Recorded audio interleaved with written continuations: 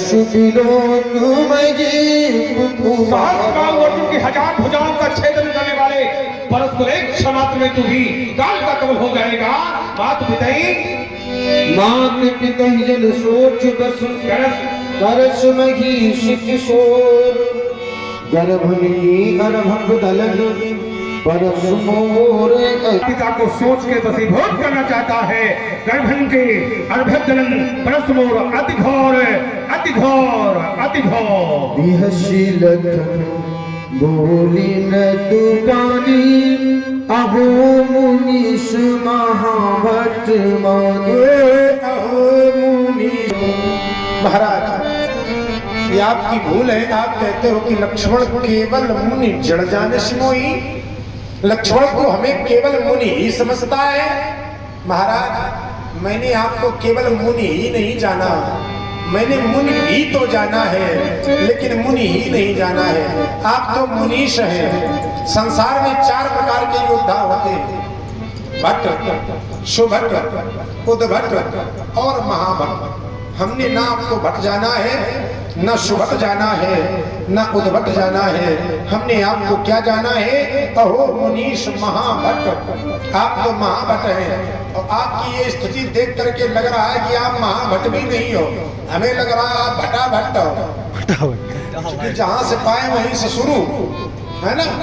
महाराज अपना ये पर्स मुझे बार बार दिखा करके पुनि पुनि मोही दिखावो उठारू चाहत उड़ावनी फूक पहाड़। अपना ये पर्स मुझे बार बार दिखा करके मानो ऐसा लग रहा जैसे फूक से पहाड़ उड़ाना चाहते हो, लेकिन ये संभव नहीं है। क्यों? यहाँ कुमड़बतिया को नहीं जेतर जनी देख मर जाही देखी कुठार शरासन बाना। मैं कछु कहा शहीद अभिमान, मैं कछु कहा शहीद अभिमान। कछु कहा शहीद अभिमान। महाराज अगर मैंने कहीं न कहीं आपका, क्यों? जब मैंने आपकी वेश को देखा तो जब मैं आगे की ओर दृष्टिपात करता हूँ, अकृता चतुरो वेद, 4 वेद मुझे दिखाई पड़ते हैं, तो लगता है कि कोई ब्राह्मण है। मैं आपका सम्मान करता हूँ, लेकिन जैसे ही आप घूम करके चलते हो, मेरा पीछे की ओर जैसे दृष्टि पड़ती है, आपकी पीठ पर बंधे हुए 2 तरकस। एक और विचार करने वाली बात है कि परशुराम जी 2 तरकस क्यों रखते थे? नहीं, तरकस एक होना चाहिए, एक तरकस में बाण होने चाहिए, लेकिन परशुराम जी हैं शब्द साची। शब्द साची उसको कहते हैं जो दोनों हाथों से धनुष चलाने की कला जानता है। परशुराम जी में वो कला है कि परशुराम जी बाएं हाथ से भी धनुष चलाना जानते हैं और परशुराम जी दाएं हाथ से भी धनुष चलाना जानते हैं। इसलिए दोनों ओर बाणों की आवश्यकता है। परशुराम जी 2 तरकस रखते, पीठ पर बंधे हुए 2 तरकस, हाथों में लिए हुए धनुष, कंधे पर रखे हुए कुठार। ये वेश ब्राह्मण का नहीं होता है। जब मैंने ये वेश देखा, हो सकता मैंने अपमान कर दिया हो, ऐसा आपको लग रहा हो, लेकिन जब मैंने पुनः ध्यान से देखा, क्या देखा व्यास जी? जो कछु कहूँ सहोरी शुरू हो, जो कछु कहूँ सहोरी शुरू की, जो कछु कहूँ। महाराज मैंने जब आपकी ओर देखा अपना ध्यान से आगे की ओर, तो मुझे कंधे पर पड़ा हुआ एक जनेऊ दिखाई पड़ा।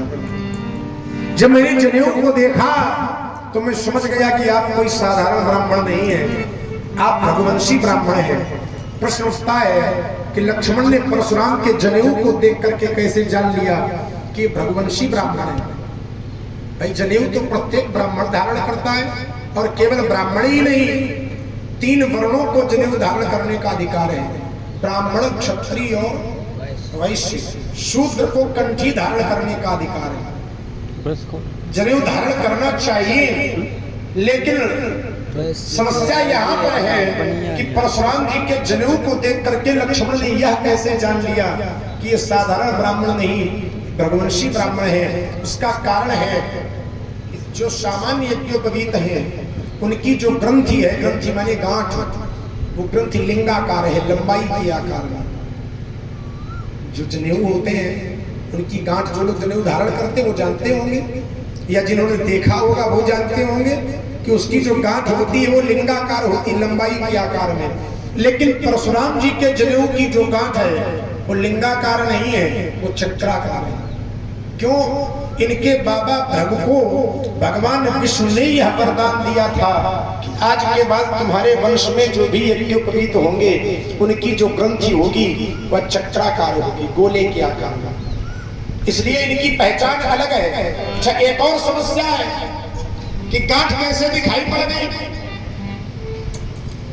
जनेऊ धारण करने का एक नियम है। जनेऊ धारण करते समय जो जनेऊ की गांठ है वो सदैव हृदय पर होनी चाहिए, है ना? कहाँ होनी चाहिए? हृदय पर, ये नहीं नीचे लटका लो उसको। अच्छा, कुछ लोग अनावश्यक उसमें गांठें और लगा लेते हैं, कहा उसमें वो चाबी ताला बांध लेते हैं। हाँ, अपनी अपनी व्यवस्था है, ये सब नहीं करना चाहिए क्योंकि अशुद्ध हो जाता है। जितनी ग्रंथि है उतनी रहनी चाहिए, अपनी तरफ से अनावश्यक ग्रंथि नहीं लगाना चाहिए। महाराज, जनेऊ सबको धारण करना चाहिए, और जनेऊ धारण करने से होता क्या है? ओम यज्ञोपवीतं परमं पवित्रं प्रजापतिर्यत सहजं पुरस्तात् आयुष्यमग्रम। जो लोग जनेऊ धारण करते हैं आयुष्यमग्रम, आयु में वृद्धि होती है। प्रतिमुंच शुभ्रम यज्ञोपवीतं बलमस्तु तेजः। कैमरा है जो लोग यज्ञोपवीत धारण करते हैं बलवान चला तेजवान होते हैं। जनेऊ धारण करने का मंत्र भी है, वैदिक मंत्र भी है और पौराणिक मंत्र भी है। अभी जो मैंने सुना है ये पौराणिक मंत्र, और वैदिक मंत्र कौन सा है?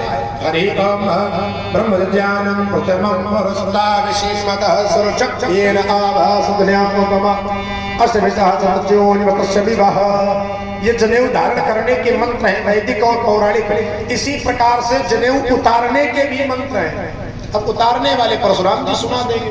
क्यों भाई, ईमानदारी की बात है कि नहीं? पहनने वाले हमने सुना दिए, उतारने वाले परशुराम जी सुना देंगे। प्रत्येक व्यक्ति को जनेऊ धारण करना चाहिए, नियमों का पालन करना चाहिए।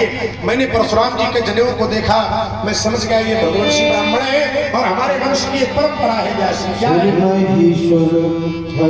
हमारी कुलकीनी परनासुराई, हमारे कुलकीन परनासुराई, हमारे कुलकीनी परनासुराई। सुर माने देवता, महेश्वर माने